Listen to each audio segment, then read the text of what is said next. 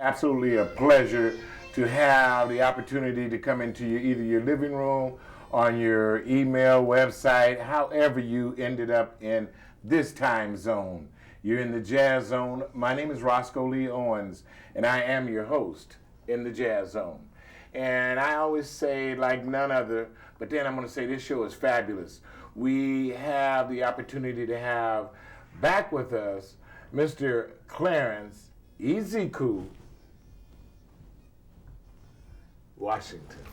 Greetings and Hotep. It's a pleasure to be back again. I value the honor of coming back and being on your show to talk to the audience in terms of us, where we are, where we need to be, and how we need to get there.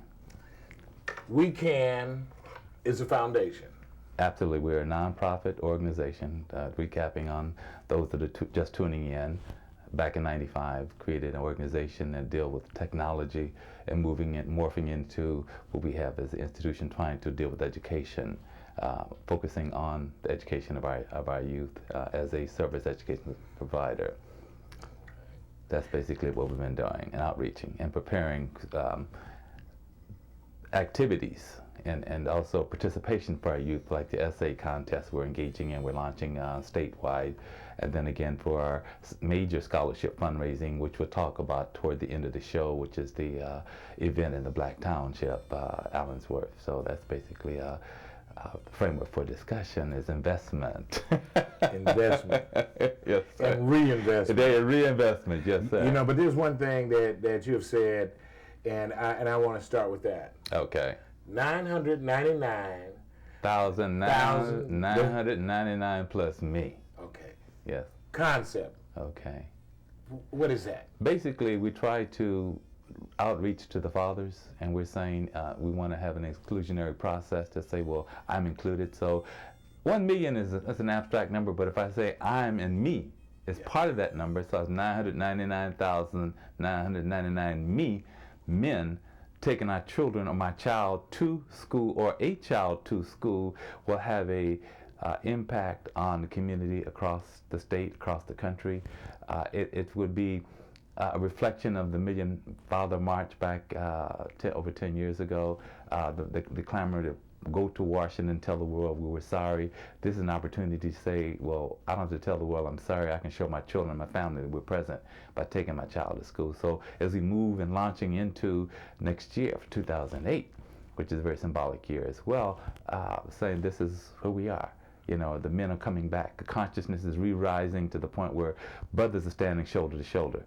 Our children can see our fathers and coming out, uncles and grandfathers coming to the table saying, yes, I am here, I'm present, I'm re-resurrected, and I'm accountable, and I'm accounting for my absence. So we become visible to the invisible.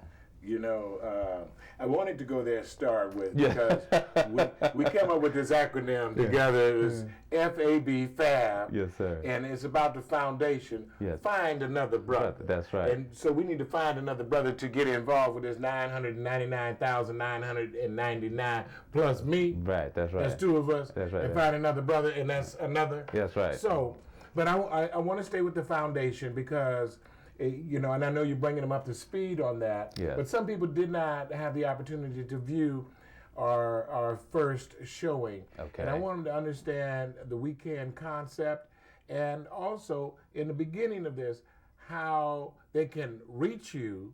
And then as we go through the program, they're going to be scrambling. We're going to tell them again how they can reach you. And We Can, the foundation. Yes, sir. The info, they can reach me through email at info, I-N-F-O, at wecanonline.com. Since we're a nonprofit, we didn't go with org. Org would symbolize a nonprofit, but we are a nonprofit organization. They can also contact me via the office number, which is area code 323-967-0520. The two sources of methodology of contacting me.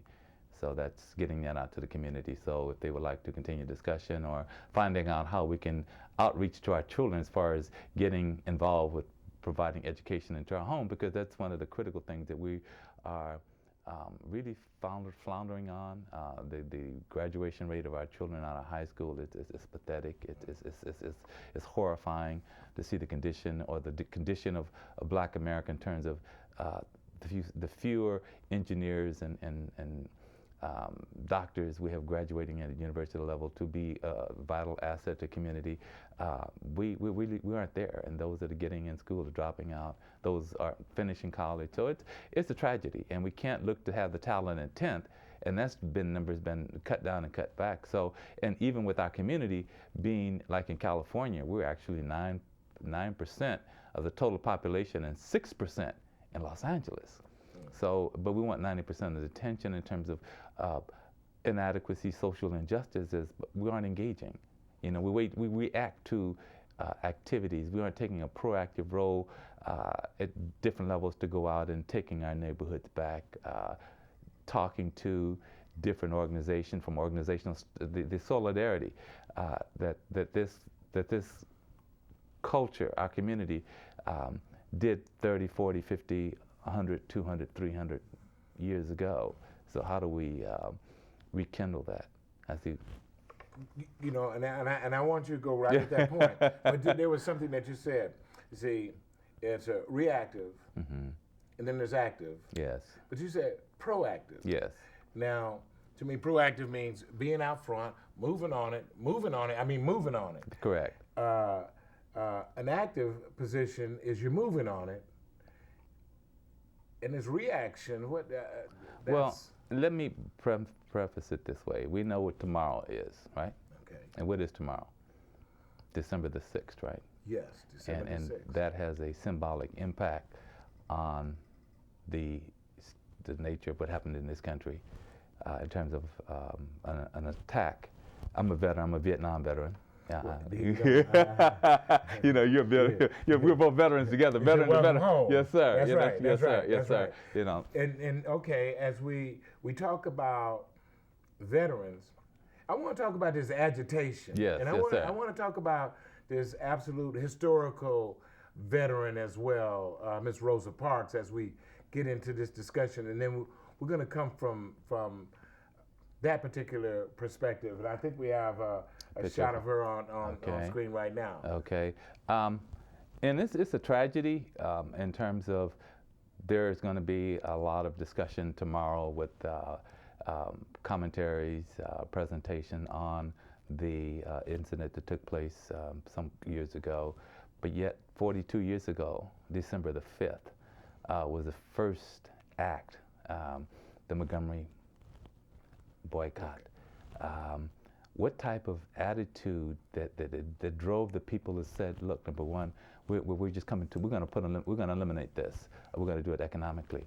But even though that day is also symbolic too, because that was the date in 1865 when after the Emancipation, you had ratification of the 13th Amendment. So December 5th should have a symbolic number to us, rather than preparing us for December 26th for Kwanzaa and the other Afrocentric way of expression of a day-to-day type of lifestyle or a psyche that should resonate in our community. I'm a little disappointed that you would think that from the pulpit should have been preparing, sending a homiletic message about the struggle of our community. Our children really don't hear the story frequently enough. They don't hear the struggle we continually have, but there's one of entitlement. We read a little about history in terms of that we were slaves, we brought over here, then we were freed, and now there was the civil rights movement, and here we are today. And there's that travel or that ride has been totally disconnected. It's not everyday conversation. For example, if I was to look at the concept of the innovative way in which we dealt with the struggles. I mean, looking at technology, for an example, as we get in our cars and drive around, we don't recognize that, for an example, Robert B. Spikes was the one that designed the automatic transmission back in the 30s.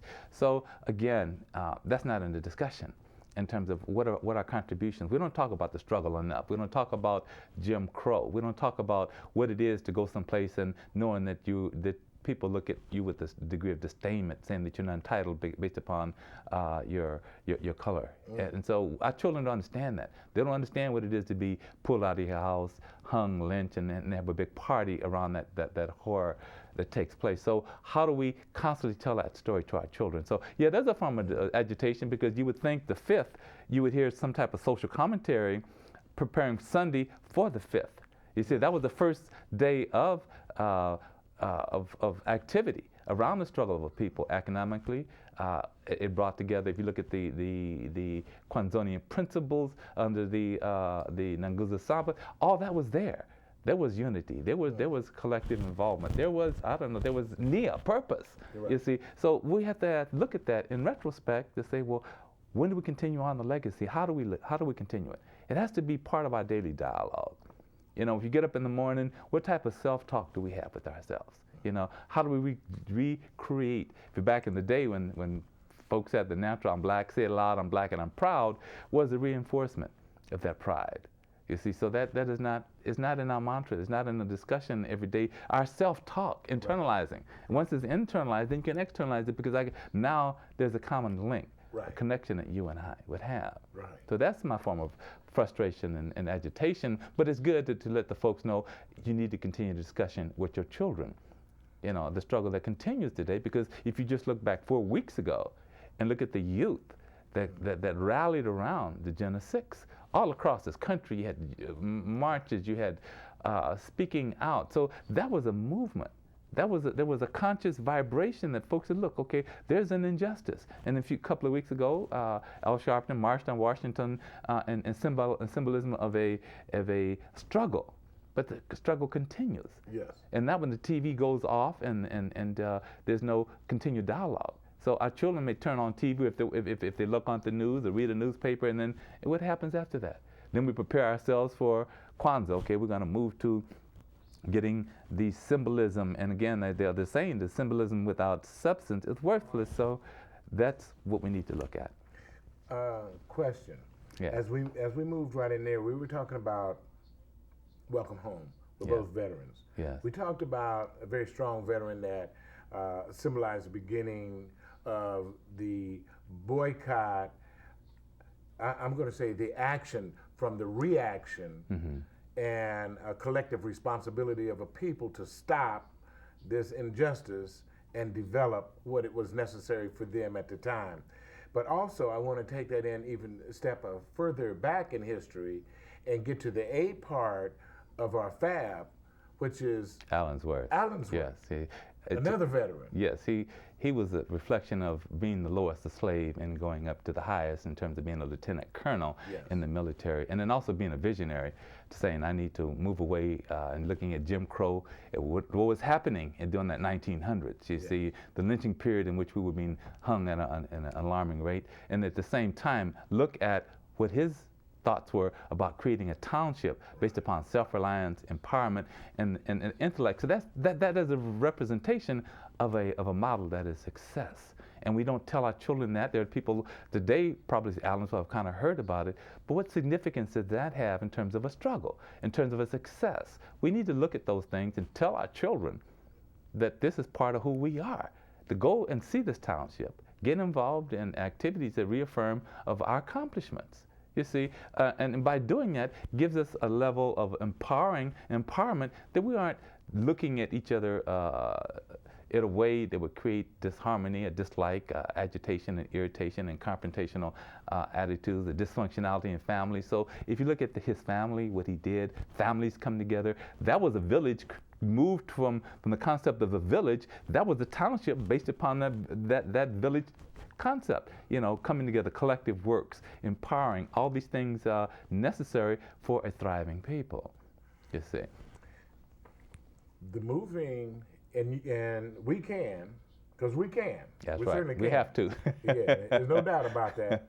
We can utilize Allensworth and bring a lot of attention to it through an event that you are spearheading. Yes, sir. We are in the process of looking for, again, the theme is we're having our first Blues Festival 2008. That's a 100-year celebration of the town since its creation, and then we're using it to raise funds. We want to raise at least $50,000 for scholarships for our youth to go to college. And the theme is building community through young scholars. Give me that theme one more time. Building community through young scholars. So again, it's building a framework by the youth, the scholarly youth. Not saying that we don't ignore our elderly scholars. We treat them with high degree of reverence. It's the idea of the young scholarly coming up and saying, let's look at this dynamic a little different. Let us take and dissect and reconstruct and construct and pull that consciousness that need to be to bring us and catapult us into this new millennium. You know, it's the same, how can I say, adverse impact on the community in terms of the plantational mentality that exists out there, the mistrusting that exists out there. But we need to put that aside. If we need to be successful economically, we need to recognize what does that look like. So if a person's watching this particular show, we're saying, well, what is it you're doing? We're having our first blues festival. We're having, it's a 2-day event, Saturday and Sunday. We're looking to have Barbara Morris and her friends and Ernie Andrews on Saturday, and Linda Hopkins and a few other folks on Sunday. So if I'm willing to spend money, it's a $25 investment to buy a ticket to say, well, that money is going to do what? It's going to go for scholarship. Yeah. Now I can only invest in it. I do 2 things. I invest in it. I be a participant in it because now I get to see some of our legends. I show that I'm investing into our community. And guess what? I'm sponsoring. Yes. So there's sponsorship as well.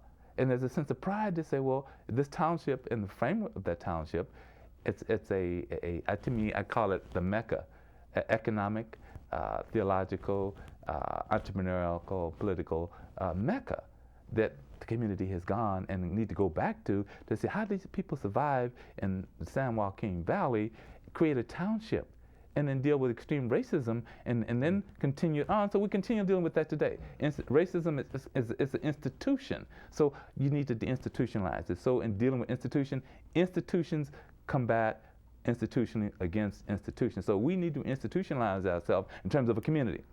We are floundering. We see ourselves in a light how we were yesterday. We talk about the consciousness of the 60s. We talk about the movement back in the early turn of the century, the new Negro as the World War I veterans came back. There was a psyche, the Black Renaissance back in the early 20s. So those are cyclic times. But then we look at the impact of a Black Renaissance today. What impact would that have? The Black conscious movement back in the 60s, early 70s, what impact would that have in terms of consciousness, self-pride, and all these things that we need to constantly tell our children about, you see? And people, for an example, people will talk about, well, Tiger Woods is great. My heart, he's a legend. Right. But then I'll ask you, well, let's talk about John Matthew Shippen. Who's he? So he's a legend too. He was the first that played golf back in the 1800s when they played 12 holes instead of 18. So understand that. So we're the 1884. So how did he get involved in the Shinnecock Hills opening back in 1884? We were there. But how many talk about him? Right. You see, it's history. It's our story. You see, we don't talk about it enough. We don't put a connection to, well, the Tiger today, but who was before Tiger? Right. You see, and then there's a connection. And that's where we need to connect the dots.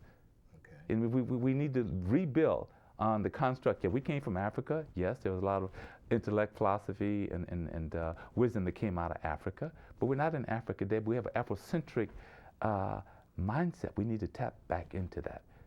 You see, we have a lot of candles, so we need to understand the Nanguza Sabat in terms of the principles of Kwanzaa, and that should be every day. And right. Then just like I said, share it with you.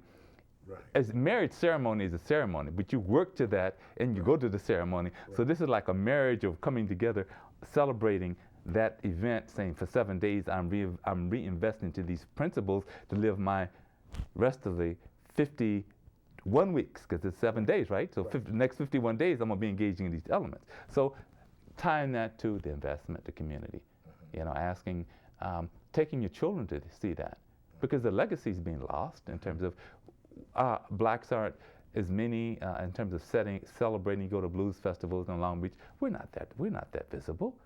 So how have our masters been taken care of? Those of song, they need us to support them. I want to get 2 points that you just made.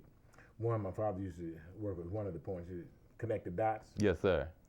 Because if you don't connect the dots, they're just spots. There you go. Yes. Just meaningless spots out there. Absolutely. The other connectivity in terms of our community, I know we were getting ready to go into this music aspect. Yes. Which is the B, right. The blues. Blues, yes, sir. The business. Yes. The birth of what really needs to happen. Mm-hmm. Let's talk about, and I know you mentioned some very, very fabulous artists that are going to perform, mm-hmm. but let's talk about the success of the festival, mm-hmm. because you didn't say buy a ticket, it's about an investment in becoming a sponsor. That's Let's right. talk about that aspect of what's going on, because we can. All right. Well, the event, like I said, is next year. We're looking for vendors. It's very. What month is that next year? August. The August, first weekend in August. So a week before the African marketplace takes place. Okay. James and Burke's and I talking about back to telling James Burke. I mean, he's doing the week after. Yes. But the notion that he's going to be there. Well, hopefully he'll come and be there. He will be there. I know he'll be there. Yes, sir. Yeah. The idea of entrepreneurialism. So as a vendor, we aren't charging arm and a leg. Right. We're just saying, come there, be there. We want an African marketplace type of feeling. I like the Monterey Jazz Festival, pre 74 mindset. Those type of things we're trying to bring in. Corporate sponsors, business sponsors, organization sponsors, and what that will allow us to do is promote the person who is investing in the scholastical endeavors to present scholarship for our youth out there. Let's take this time right now, because we can, nonprofit organization. That's right. Let's give them the phone number again, because there might be 17 sponsors out there that want to write a check for $25,000, $30,000. That would be great. $25. If they want to do that, I'll get in my car and drive to them. I'll drive too with you. I'll need a bodyguard. Yes, sir. Yes, sir. Yes, sir. Give them the number on that, please. The telephone number, again, it's 323-967-0520. If they want to reach me by email, they can email me at info, that's INFO, at wecan, WeCanOnline.com. So it's wecanonline.com. Info at, that's a place where they can send me an email, and I do return my calls. I do respond to emails. In the subject field, just put Blues Festival. That way I know what it is, because sponsorship. Just put Blues Festival. I know exactly what it is. When I say blues, I know people looking for investments. And stay in that zone. Yes, I mean it's zone is good to me. That's right. That's right. So yes, sir. So and it's honoring. If you think about the design, we want this event to be not so much you go to an event, it's staged like here's Act 1, Act 2, Act this syncopatively through the last act. We want to have like a theatrical production of from Africa, from a diasporic expression, symbolizing that sound to the blues. Just being on the ground. Yes. At Allensworth. It's excellent. It's a historical mecca trip. That's right. In terms of here. Yes. And one of the reasons, and I want to take this aspect of that, is that our set, and if we can show a background or a wide shot of the set, yes, is very important to our message. And I want you to understand this is works of artist Aziz from Senegal. Yes. Seemingly a place that the door of no return, a lot of things from the beginning. Yes. Symbolizing the drummer, sending the message. The message has to be out. Yes. The aspect of the king and queen, because we have to be strong. Royal, the family that we have to deal with it. Yes. And another star that was a singer. This is Josephine Baker. Of course, yes. In Paris. In Paris, yes. And that seems to be And I just wanted to get that point because Josephine Baker became a very, very important figure in Paris. Yes, of course, yes, sir. But you know what? We walk over our diamonds when we're in the diamond mine up the street. Allensworth is what, 2 hours away? It's 152 miles if I was to leave from Magic Johnson Theater right there on Crenshaw. Right in it's, there. It's 162 miles straight. From village to village. To village to village, township to township. You see, we have to be very much a part, Yes. and we are very much a part of what is going on with We Can because I can. That's right. You know, and we need our audience to know that they can That's right. because it's only collectively that we can. Collective, yes, yes, sir. There's some other important information that we need to share because I don't know how often we're going to come back and continue to progress in terms of information and also share what's going on with We Can and the foundation, plus the scholarship, which is very, very important. It's essential. And, yes. and give me that theme again. Well, again, the theme is building community through young scholars. So it's a way to look at a construct, Yes. an outcome. So if we're looking at, if you go to college, you go through a process to have an outcome, alternative. So again, it's essential. So what will be the outcome of having exposure to this township celebration song and increasing our youth by allowing them, empowering them to get finances to go forth because it's becoming very costly. We're not like Cuba, we can get a free education, you see. So the question is, how do we invest to say, well, my children are grown or I'm struggling? Well, just if your child is in school and want to engage in a scholastical process, then there's this, trying to work with other, like UNICEF, you go through them and there's a scholastical process that you engage in. But this is something we're trying to say, we want to be something different using this framework of township. You know, when you said celebration, it took me back to the story as you were saying. We were talking about Kwanzaa. You're talking about the celebration. It's like the wedding it's a preparation. It's a courting. Yes. It's a work in development. Yes. And I light the candles and do my vows again. Yes. You see, so I will do these 7 principles.